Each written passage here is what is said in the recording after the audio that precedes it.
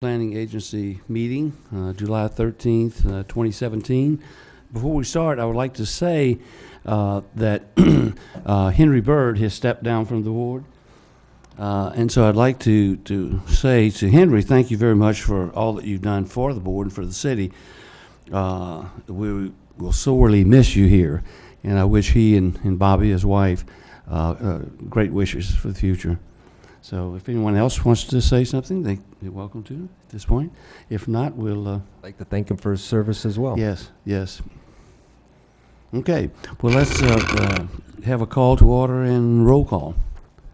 Chairman Vincent, Here? Don Colapetro, Jeff Maturo, Here. Rex Sims, Here. Meg Jacobson, Here. Carolyn Gallagher. Excuse. Both he, her, and Don have been excused.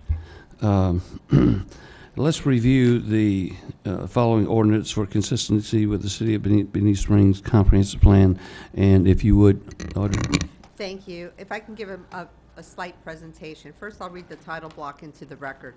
This is an ordinance of the City of Bonita Springs, Florida, extending Bonita Springs Ordinance Number 1701, the temporary moratorium on cannabis dispensing businesses, providing for geographic area covered, providing for penalties, conflicts of law, providing for severability, scrivener's errors, and providing for an effective date. The ordinance kind of comes as a surprise. So let me go back and explain what happened. In 2016, the voters voted, and I believe it was 71 to 29 voted supporting medical marijuana. We had an ordinance that we actually put into place, and I believe you might not have seen that because it's not a land use ordinance, it's considered regulatory. As far as there's certain areas where you can smoke medical, we had nothing as to ingestibles. Right. We felt that was not an issue you would regulate because you don't really have it'd be like if anybody was eating any other food. We don't, but smoking, we do have some issues, and it was not preempted under the Florida Clean Indoor Air Act. So we did regulate where people could or could not smoke. Obviously, in your private home, you could, unless you created a nuisance to a neighbor. So if you were outside on your porch or your lanai and your neighbor is 3 feet away, it could cause a problem. But otherwise, it was a lot of city property, and there were exemptions in the city property for things like Relay for Life, where you would expect it. We also adopted a moratorium so we could work on things. Now, council supports medical marijuana, or I got the gist that council supports it when we were adopting it, and they said, well, we're not going to go a whole year, we're only going to go 6 months. And by then we should have an idea of what the legislature is doing. And we felt that was a pretty strong that we would have an idea because we had already a statute in place, 381-986. In June, the legislature adopts their new legislation on medical marijuana, replacing the ordinance in its entirety. And where I want you to turn, and I provided you with a copy of just that portion of the session law. Now, when I gave it to council in early June after it was adopted, I believe I gave them an 81-page document. So I took out things that don't relate to city, but they're of interest, such as sales use tax. You would not pay taxes on your medicine. Likewise, you wouldn't pay it on this. On page 15, when you're dispensing a medical marijuana, this is pretty much what we are limited to under what we would consider our regulatory or zoning powers.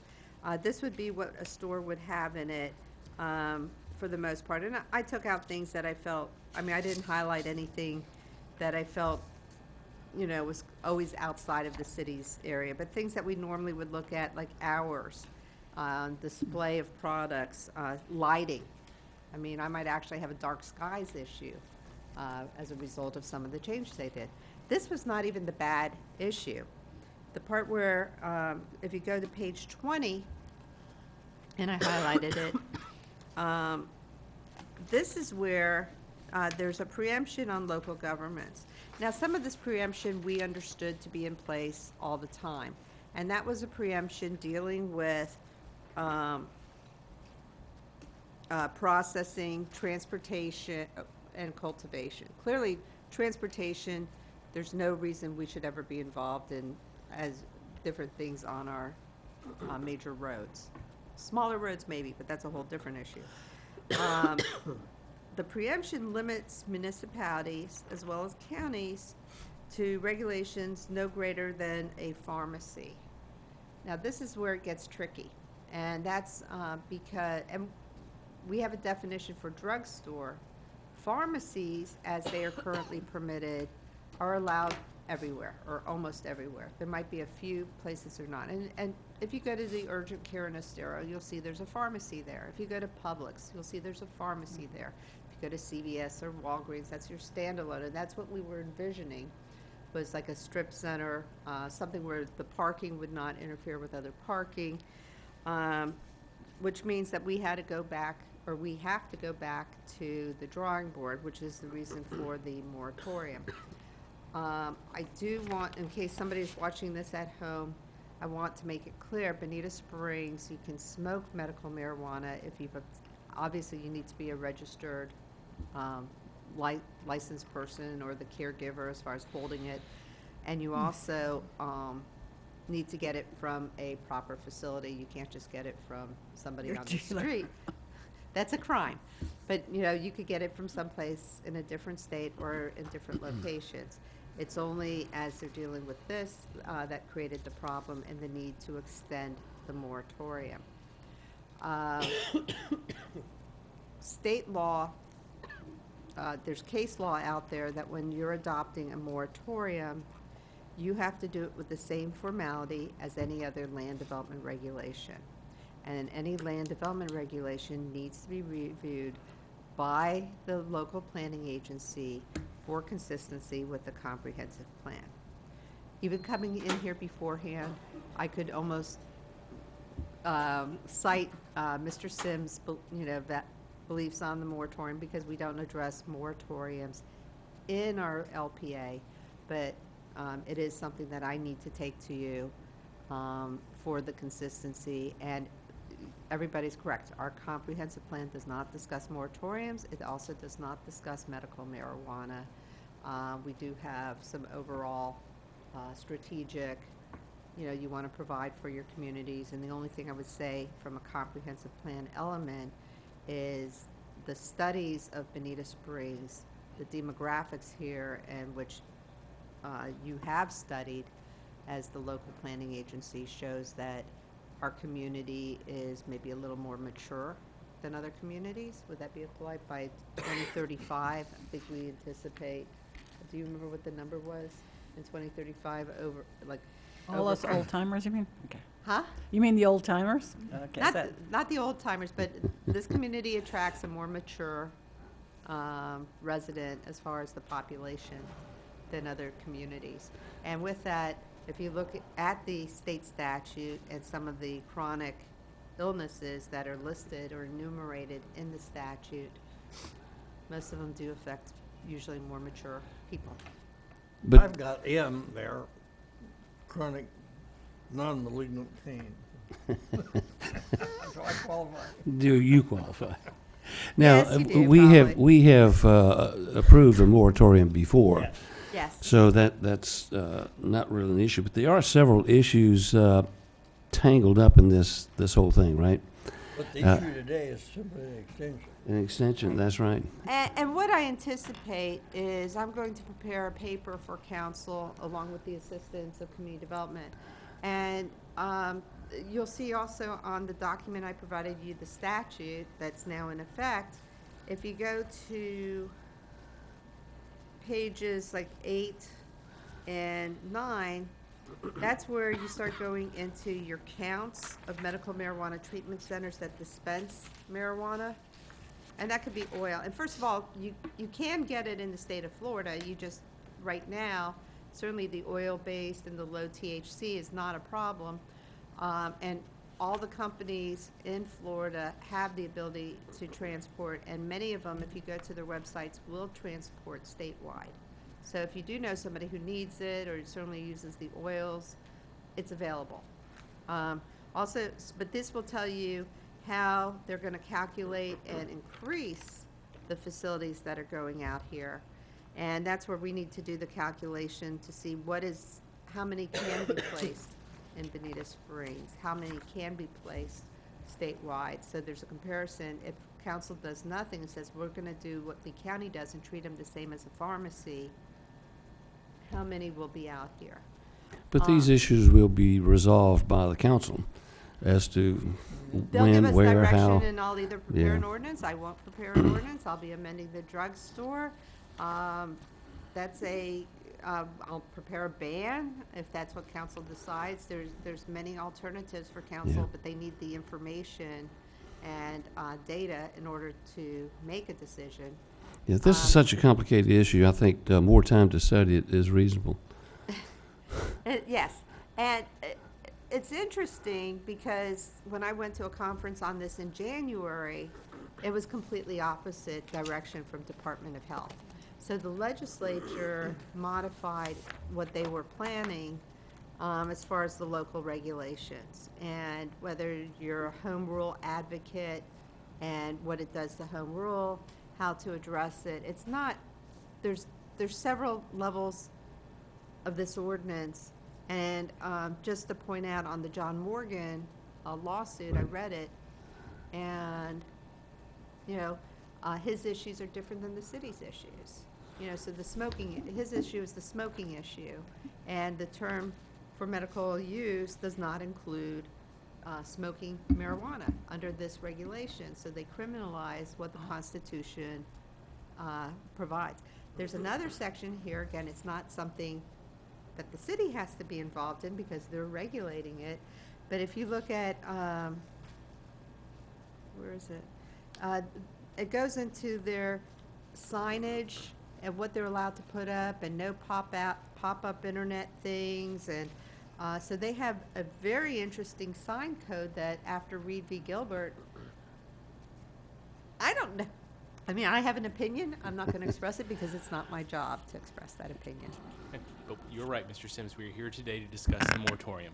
But I Yeah. wanted to give you all And- the information on this. Thank you, Audrey. As we look into the future, though, as this board is concerned, we'll be facing a location issue and how it affects the comp plan. And right now, we don't have anything in the comp plan that would address this particular issue. Right? I don't think you need anything in the comp plan to address it because you Well, don't have anything addressing it's- drugstores in the comp plan. Right now, we are completely reactive, and based upon whatever legislation is passed is what we will have to react to. So right now, there may be something that needs to be added, but at this point, Yeah. without permanent legislation, we don't know. Right. But it is, there's a store coming in North Fort Myers. There is access, Naples has their medical marijuana ordinances all in effect where it can go zoning-wise. So there should be able to have access for anybody who has the chronic illnesses as enumerated on page 2. There are places for Yeah. people to get their medical marijuana. What I was leading to is, is there anything this board needs to be thinking about? Will this ever come back to us in any form? It It could. depends, yes. And I could share the paper when we figure out what to write, and it's mostly going through the calculations of how many facilities, what is our exposure if we do nothing? What is our exposure if we try to regulate pharmacies, which we don't do currently? We have to look at Okay. that. When you do that, maybe you can give each board member a copy of that. Absolutely. Okay. I do have a question. Yep. On page 2 of 3 of the ordinance, where there's dates, the additional period of time, it starts August 2017 and Ooh. ends in 2017. No, that should be 2018. Okay. Thank you. It's in 2 places like that. Toward the end, it's like that, too. Okay, I have it on section 2.